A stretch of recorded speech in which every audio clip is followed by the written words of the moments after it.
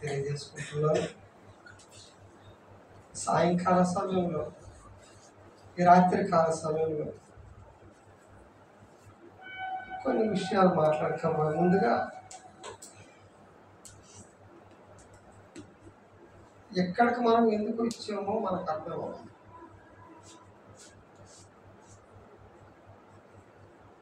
ఇక్కడికి ఎందుకు ఇచ్చామో మనకు అర్థం కాకపోతే దానివల్ల ప్రయోజనం అనేది ఉండదు.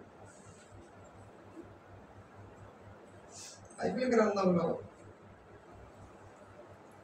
ఎలీషా ఏలియాను ఎందుకు వెంబడించాడు? ఏలియాకి చాలా మంది శిష్యులు ఉన్నారు. అందులో ప్రధానమైన వ్యక్తి ఎలీషా. ఎలీషాకు తెలిసింది దేవుడు ఏలియాను ఆరోహణమై తీసుకుని వెళ్ళిపోతాడు అని. అయితే కొన్ని ఇన్సిడెంట్స్ రాజుల 2వ గ్రంథము 2వ అధ్యాయం 2 నుంచి 7 వాక్యాలు చూసుకుంటే ఏలియా దైవజనుడు ఎలీషాతో మాట్లాడుతున్నాయా, దేవుడు నన్ను బేతేలికి వెళ్ళమంటున్నాడు,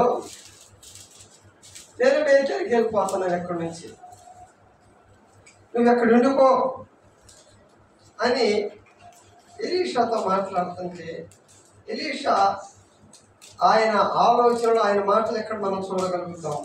ఏలియా యెహోవా నన్ను బేతేలునకు పొమ్మని సెలవిచ్చి ఉన్నాడు గనుక నీవు దయచేసి ఇక్కడ నుండుమని ఎలీషాతో అనెను. ఎలీషా యెహోవా జీవముతోడు నీ జీవముతోడు నేను నిన్ను విడువనని చెప్పగా వారి ఆయన పౌడర్ అందుకుంటుంటే నా కొడుకు గబగబ లాపుకొచ్చి చెట్టు వేయమన్నాడు.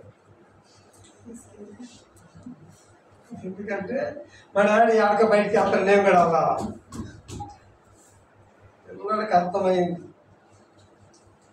ఏమని ఆయన బయటికి వెళ్తాడు కాబట్టి నేను కూడా వెళ్ళాలా. ఎలీషాకు అర్థమైంది ఏలియా దైవజనుడు వెళ్ళిపోతున్నాడు.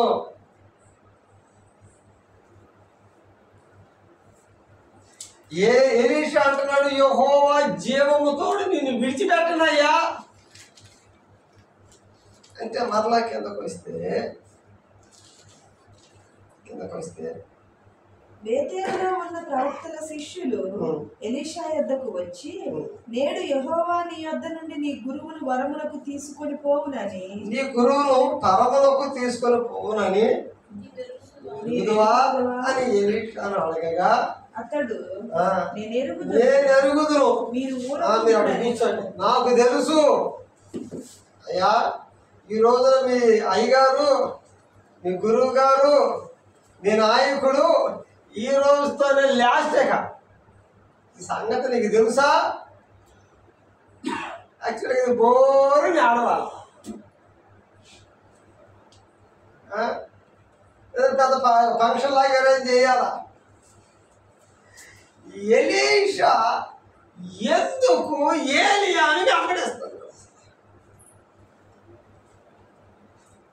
ఈ రాత్రి కాల సమయంలో దేవుని సన్నిధికి, ఈ రాత్రి కాల ప్రార్థనకు మనం ఎందుకు వచ్చాం? కొంతమంది గురి కలిగి వస్తారు, కొంతమంది గురి లేకుండా వస్తారు. అన్న ప్రతి సంవత్సరం వచ్చినట్టుగా దేవుని మందిరంలోకి వచ్చింది ఆ సంవత్సరం. ఆమెతో ఒకటే ఆలోచన, ఈ రోజు నేను దేవుని మందిరంలోకి వచ్చాను కాబట్టి నా ప్రార్థన దేవుని దగ్గరకు తీసుకుని వెళ్ళాలా, నా ప్రార్థన దేవుడు వినాలా, నా ప్రార్థనకు ప్రతి ఫలాలు నా జీవితంలో నేను చూడాలి అన్న ఆశతోటి, ఆలోచనతోటి, ప్రేరేపణతోటి సిద్ధపాటు కలిగి సిద్ధపడి వచ్చింది. ఇప్పుడు ఎందుకు అడుగుతున్నా, ఎలీషా ఏలియాను ఎందుకు వెంబడించాడంటే ఏలియా దగ్గర ఒకటి ఉందండి. ఏంటది అంటే దుప్పటి ఉంది. బ్లాంకెట్ ఉంది. ఆ బ్లాంకెట్ కోసం ఈయన గురంతా దేని మీద ఉందంటే ఆ బ్లాంకెట్ కోసము. ఎందుకంటే ఈయన వ్యవసాయం చేసుకోవడానికి, అరకలు దున్నుకోవడానికి ప్రయాణమై వెళ్తుంటే ఏరియా వచ్చి ఆ బ్లాంకెట్ ఇట్టయంగానే ఈయనకి మైకం కలిగిపోయింది. ఇక అమ్మ నాన్న చెప్పాడు, నేను సేవకి వెళ్ళిపోతున్నా, నేను అయ్యగారితో పాటు వెళ్ళిపోతున్నా. అయ్యగారు ఏమీ చెప్పలే. ఈ బ్లాంకెట్ లో ఏదో ఉంది కాబట్టి అయ్యగారు పోతే పోయాడు. అయితే ఆ అయ్యగారితో పోతే ఈ బ్లాంకెట్ కాదు, ఈ బ్లాంకెట్ నేను సంపాదించుకోవాలి. శిష్యులు అన్న ప్రవక్త, అయ్యా ఈ సంగతి నీకు తెలుసు, నాకు తెలుసు, మీరు ఊరుకోండి. నేను ఎందుకు వెంబడిస్తున్నానో నాకు అర్థమవుతుంది. అదే విషయము 2వ చోట కూడా కనపడుతుంది. 5వ వాక్యంలో, యెరికోలో ఉన్న ప్రవక్త శిష్యులు ఎలీషా వద్దకు వచ్చి, నేడు యెహోవా నీ యొద్ద నుండి నీ గురువును పరమునకు నీ వెరుగుదువా అని ఎలీషాను అడగగా అతడు, నేను ఎరుగుదును, మీరు ఊరకుండుడి. నాకు తెలుసు, మీరు ఊరనే కూర్చోండి, మీరు కూర్చోండి. ఎలీషా ఏలియాను ఊరకనే వెంబడించలేదు. ఆడదాకా ఊరి చివరి దాకా వెళ్ళి అక్కడ వరకు పంపించి వెనక రావడానికి కాదు ఎలీషా వచ్చింది. ఆ బ్లాంకెట్ ద్వారా బలమైన కార్యాలు ఏలియా దైవజనుడు చేశాడు. కాబట్టి ఆ ఎలీషాకు ఏదంటే, నేను కూడా ఏదైనా చెయ్యాలి.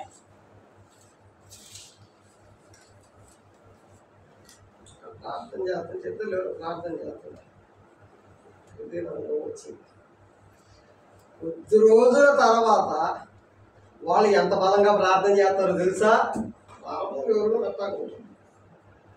ప్రారంభంలో వాళ్ళు ప్రారంభించడమే గొప్ప.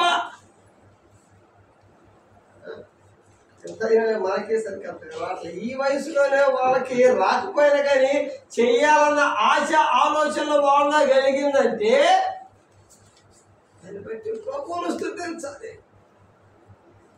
ఎలీషా ఏలియాను వెంబడించి ఆయనకు కావలసిన దాన్ని సంపాదించుకుని వచ్చాడు.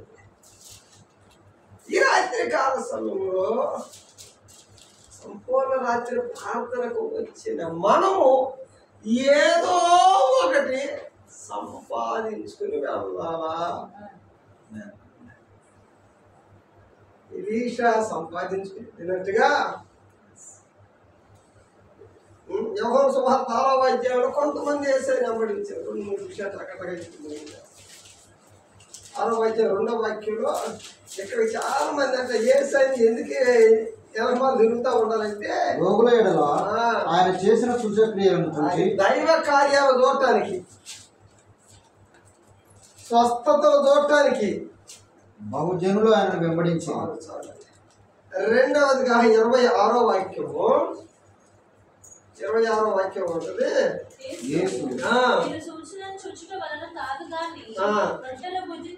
ఆహారం కోసము మీరు నన్ను ఎందుకు వెంబడిస్తుంటే కేవలం తిండి కోసమే వెంబడిస్తున్నారు. మీరు ఇక్కడే కాదు, యేసుని వెంబడించేటప్పుడు కూడా ఈ బ్యాచ్ ఉంది. ఈ బ్యాచ్ యేసు అంటే మీరు ఎక్కడికి వెళ్ళా మీరే కనపడుతున్నారు. నేను వడ్డీయాలా, నేను పెట్టాలా, ఆ ఎక్కువకి నాకు అన్నగిరి పట్టుకోరు. మీరు నన్ను ఎందుకు వెంబడిస్తున్నారంటే ఆహారం కోసమే. ఈ లెంటి డేస్లో కొంతమంది ఆహారం కోసం కూడా వెంబడించేవాడు లేకపోలేదు. ఎవరైతే ఉపవాసమే కానీ ఉపవాసంలో స్పెషల్ అన్నమాట. అయ్యగారు చెప్పినట్టుగా నాన్ వెజ్ లేదు కానీ బొత్త మాత్రము చక్కగా తయారు చేసి కూర్చుంటాము. ఇదట్ట ఉపవాస ప్రార్థన తెలియదు. ఈ సాయంకాల సమయంలో ఈ సాయంకాల సమయంలో ఎలీషా ఏలియాను వెంబడించి ఆయనకు కావాల్సింది సంపాదించుకున్నాడు. ఈ రాత్రి కాల సమయంలో ఇదిగో దేనికోసం వచ్చామో అది సంపాదించుకోవటం కోసము ఈ ప్రార్థన ముగించుకుని ఈ స్థలం నుంచి బయటికి వెళ్ళే లోపు మన ప్రార్థన, మనవి, మన విన్నపాలు, మన సమస్యలు ప్రభువైన యేసయ్య దగ్గరికి తీసుకుని వచ్చినట్లయితే వచ్చిన ప్రతి ఒక్కరిని ఆయన వారి యొక్క ఆశలు తీర్చి నిశ్చయముగా పంపిస్తున్నాడు అని చెప్పి నమ్ముతున్నాను. పెద్ద మాటలు అందరూ వింటున్నాక.